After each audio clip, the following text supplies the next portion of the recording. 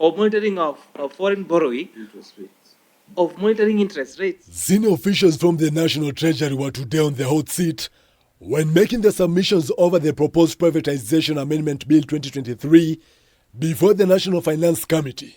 There will be no need for a second trip to the National Assembly with a detailed proposal. If you want this bill to go through without any hitch, safeguard the role of the representatives of the people of Kenya. That is the National Assembly. If today we pass this bill, what are you going to start with? Have you done an assessment of the parastatals and see which one you are going to sell? The session was, however, marred with interjections from furious members who castigated the dodging tactics played by the officials in answering pertinent questions that arose. What are you hiding? The question was specific. Which company? Then you beat the bush saying, this company, but you're not mentioning the name. Just mention the name. This is the company that has gone through privatization. I say, Chair, there are many, and it goes back to the 90s. I have calculated it to you out of 5 record times. Even as we go through the legal process of this bill, which are those entities that you're looking forward to privatize?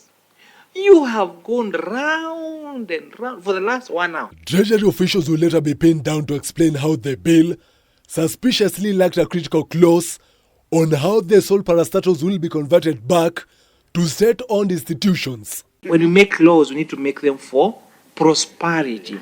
So we need to think through, what if we have another regime that thinks that maybe these entities needed to be owned by government?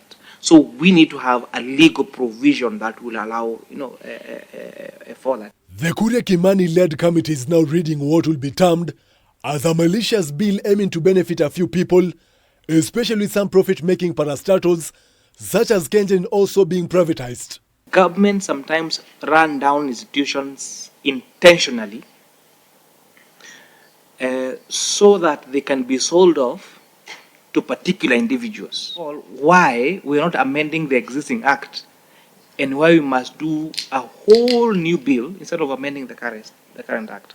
The Finance Committee is still conducting a public participation exercise before retreating to prepare a report which will be tabled for debate and subjected to a vote by members of Parliament. Joel Chacha, K24 TV, Nairobi.